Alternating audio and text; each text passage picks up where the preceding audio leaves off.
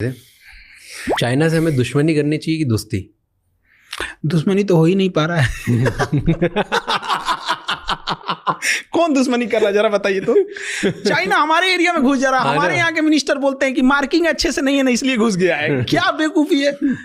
हाँ, दुश्मनी कहाँ कर पा रहे हैं हम लोग तो बस फेस वॉश कर रहे हैं। नहीं, ऐसा नहीं होना चाहिए। अक्साई चीन हमारा है। हम लोग पीओके के मामले में हम लोग शेर हो जाते हैं। सीओके जो चाइना को ऑक्युपाई किया कभी उस पर ठीक से चर्चा नहीं हो पाती है। सेला टनल का उद्घाटन करने जाते हैं, चाइना विरोध कर देता है। क्या मतलब बनता है? ताइवान को हम लोग एक्सेप्ट नहीं करते हैं एज ए कंट्री। किसके डर से? चाइना के डर से। क्यों डरते हैं? ये हम थोड़े डर रहे हैं। जो बैठे हैं लोग डर रहे हैं। लोग हम तो कह रहे हैं काहे डर रहे हो भाई। बट आपको क्या लगता है क्यों डर है? कुछ तो रीजन होगा तभी। अब डिप्लोमेटिक है, वहां पे शुरू से चला आया है। ऐसा नहीं कि मोदी जी डर रहे हैं, मनमोहन सिंह भी वही कर रहे थे। तो कई बार हम लोग ये कहते हैं ना तो लोगों को लगता है कि नहीं ये कर रहे थे, वो भी वही कर रहे थे। तिब्बत चाइना ने कब्जा कर लिया था। पंचशील समझौता लेके जवाहरलाल नेहरू घूम रहे थे, चाइना ने पीठ पे खंजर मार दिया।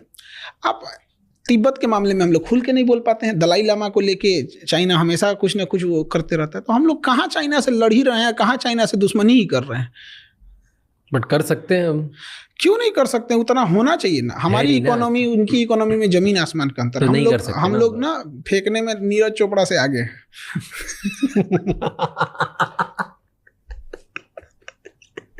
क्या फेंकने में अगर ओलंपिक में बांसबाजी में होता ना तो गोल्ड मेडल हम ही लोग का रहता। वो कोई छीन ही नहीं सकता था। आदमी टेंशन फ्री होता। चल भाई ओलंपिक में एक तो अपना फिक्स है, हमसे ज्यादा कौन फेंकेगा। अजीब अजीब हाल है। इकोनॉमी की हालत दुर्दशा है। इंडस्ट्रियलाइजेशन अब कहाँ चला गया किसी को मतलब ही नहीं होती है। जीएसटी का कोई और छोर नहीं है, किस चीज पे लगा दिया जाएगा जीएसटी का। अब देखिए मेडिकल इंडस्ट्रीज की बात कीजिए। हमारे यहाँ पता नहीं क्या कर रहा है सब इंजीनियर सब। इतना पढ़ लिख के कहाँ खप जाता है सब पता ही नहीं चलता है। MRI machine, CT scan machine Germany से आ रही है, नहीं बनती इंडिया में। और आज़ादी के इतने साल बाद। तो चलिए हर चीज़ में हम आगे नहीं हो सकते हैं। बेशर्मी कहाँ होती है?